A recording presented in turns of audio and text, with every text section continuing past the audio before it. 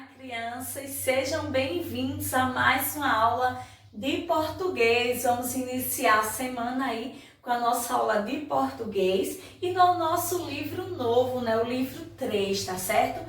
Vamos iniciar agora o nosso livro 3 e para iniciar o livro 3, lembra do RA? O RA da capa, não é? Olha essa capa como é diferente. Essa capa do nosso livro 3, ela traz uma imagem, não é? De cavernas. Vem mostrar as cavernas. E o que são as cavernas? Como são formadas? Olha só, as cavernas às vezes elas servem de abrigo, elas servem de toca, não é? Dentro das cavernas a gente pode encontrar alguns tipos de plantas, alguns tipos de animais, não é? Como os morcegos. Também a gente pode encontrar águas cristalinas lindas, não é? E olha só, a tia trouxe o RA hoje em vídeo, tá certo?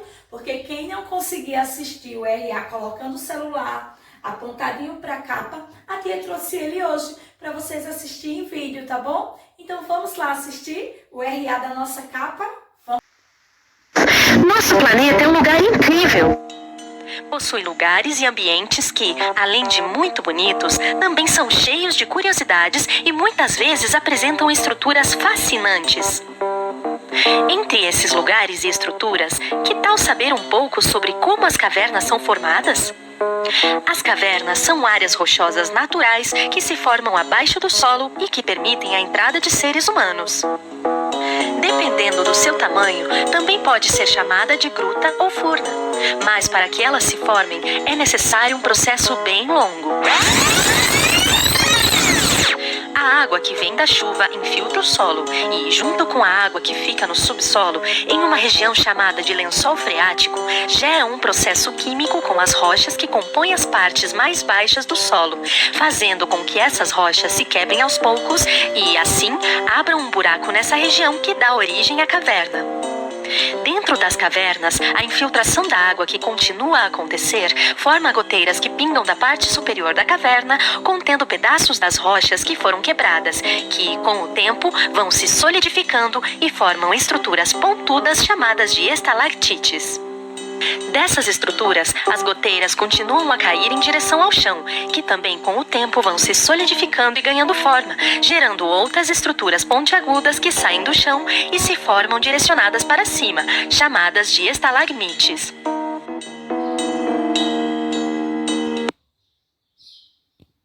E aí, vimos toda a formação das cavernas, como se formam, tudo direitinho, as partes das cavernas, não foi? A gente viu aí, assistiu um videozinho sobre o RA das cavernas, não é isso?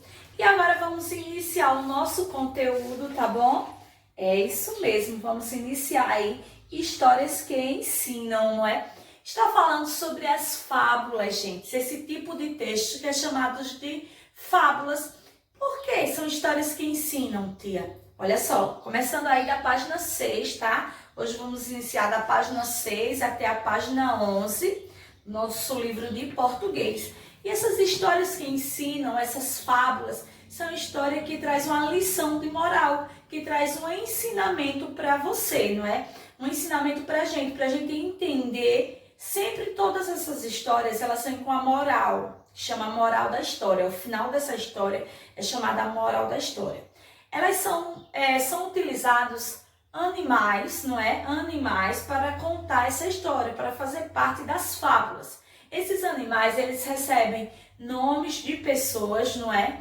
E ali eles vão interagir e contando uma história no qual eles vão trazer um ensinamento para a gente. Sempre, em todas as fábulas, elas trazem um ensinamento, tá certo? Uma lição de moral para que a gente aprenda várias coisas diferentes, tá bom? Então, olha só, logo na primeira página, na página 6, a gente já vê aí, né, imagens, não é? Imagens como essa que a tia trouxe aqui, que é da fábula A Tartaruga e a Lebre. Isso mesmo, tem a fábula A Tartaruga e a Lebre, tem a Cigarra e a Formiga, que eu sei que vocês conhecem. São fábulas que já foram escritas há mais de 2000 anos, isso mesmo, há mais de 2000 anos. fábulas como a tartaruga e a lebre, como a cigarra e a formiga, elas foram criadas com ensinamentos utilizando os animais, certo? E aí na página 8 nós vamos ver uma fábula também, que é o direito do anzol. Isso mesmo, é uma fábula, o direito de anzol. E gente, olha só, a fábula ela é uma história de ficção, certo? O que é uma história de ficção, Tia? A história de ficção é uma história inventada, uma história criada, tá certo? Que muitas vezes mostra muito humor, né? Traz muita diversão para que a gente consiga ler essa história. Bastante diversão, bastante tendo muita alegria. É isso aí que mostra as histórias que são inventadas, que são as histórias de ficção. Elas emocionam, né? Elas divertem as pessoas, mas também elas nos emocionam com, às vezes, a moral que ela está trazendo, viu? Então vamos lá. Essas fábulas, elas proporcionam momentos de prazer. Esse é o objetivo das fábulas, entendeu? Das histórias de ficção, para ter momentos de prazer, de diversão e de alegria, para que a gente se sinta bem ao ler um tipo de fábula dessa, que são histórias de ficção, histórias inventadas, histórias criadas, ok? Então, olha só, hoje a tia trouxe aí o direito do anzol. A tia não vai ler o texto porque eu quero que vocês leiam em casa esse texto, tá certo? Leiam esse textozinho aí, grava um videozinho ou um áudio e manda pra tia, porque a tia quer ver vocês lendo essa fábula aí, tá certo?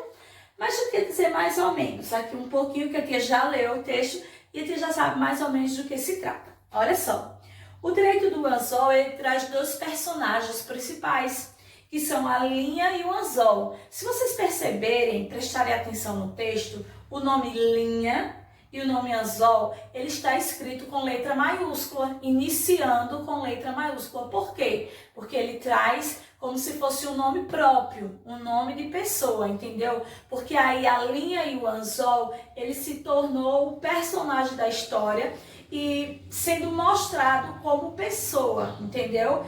Porque a gente sabe que letras maiúsculas, para iniciar, só em início de frase e só em nomes próprios, não é? Então, linha e anzol foram dois nomes, não é? Que foram tidos como os nomes próprios, porque eles são os personagens da história, tá certo? E olha só, nesta fábula, a linha fala sobre o trabalho dela, sobre como ela é, falando que ela é sempre em linha reta. E ali ela está deixando de lado o anzol, dizendo que o anzol é torto. E o anzol fica sem saber o que falar para ela, tá?